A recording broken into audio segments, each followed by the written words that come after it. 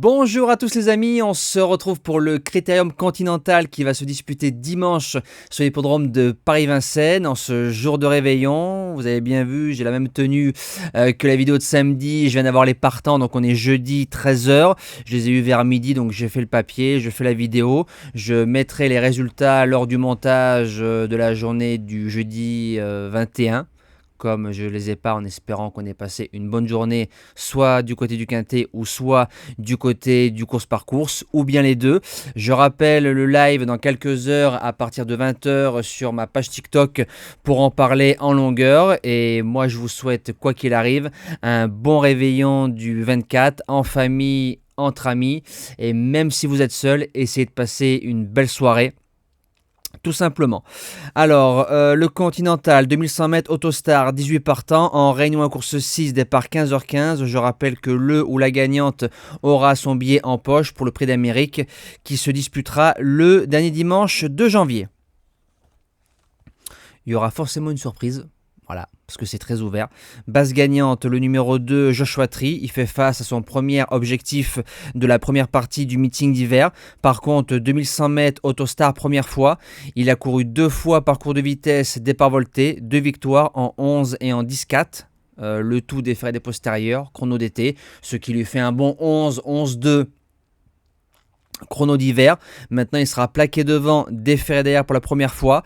Comme c'est un fils de Bold Eagle, il faudra faire attention aux allures. Franchement, s'il avait été que déféré des postérieurs, j'aurais été encore plus chaud bouillant.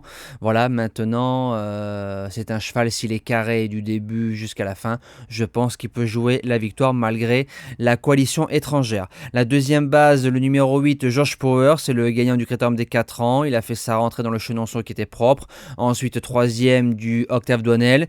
Je le trouve plus tranchant en parcours de vitesse à Vincennes, couloir numéro 8, mais il sait démarrer. Tu démarres, tu prends un bon dos, tu joues la place dans les 3. Pour les chances, on attaque avec le numéro 4, Just Love You. On l'a joué 2 fois, le 19 août et le 9 décembre, 2 bâtons. Par contre, elle a 0 sur 2 dans les parcours de vitesse, Autostar.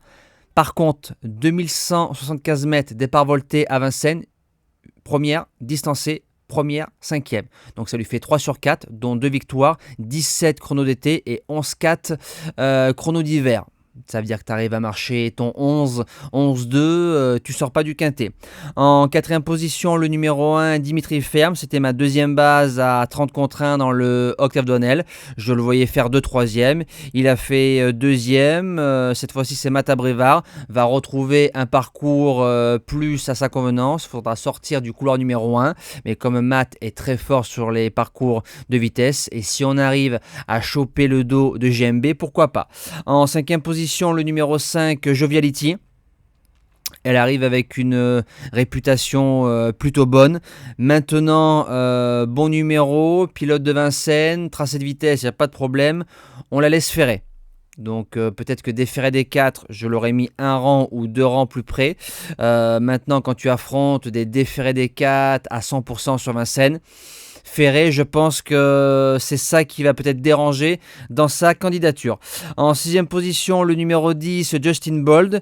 Ils ont enfin compris qu'il fallait mettre un pilote de Vincennes. On a mis Johan Le Bourgeois. Par contre, couloir numéro 10, je pense que le 1 va démarrer. Donc c'est pour ça que je l'ai mis sixième.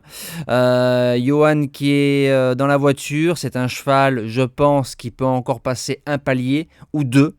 Voilà, c'est un cheval qui a beaucoup de talent. Tout sera question de parcours. En 7e position, le numéro 6, Just a Gigolo. Avec l'éclosion de Joshua Tree, ça le place 2e ou 3e cheval de la génération des J. Parcours de vitesse, il a déjà réussi. Par contre, il n'a pas de changement de vitesse par rapport à des chevaux qui peuvent changer vraiment sur 200-300 mètres. Il a fait 4e du Marcel Laurent face au I. Voilà, tu nous refais cette valeur-là. Tu prendras une belle place. Et je termine avec le numéro 16, Staro Macro. C'est le 3e de l'UET derrière Just a Gigolo. Björn Goup qui est dessus.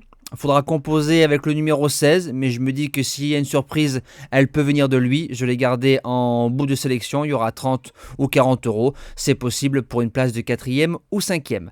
Voilà, moi je vous dis à demain pour un tout nouveau quintet. On sera de nouveau sur Vincennes, mais dans une catégorie bien moins forte. Passez un bon week-end et bonne fête à tous.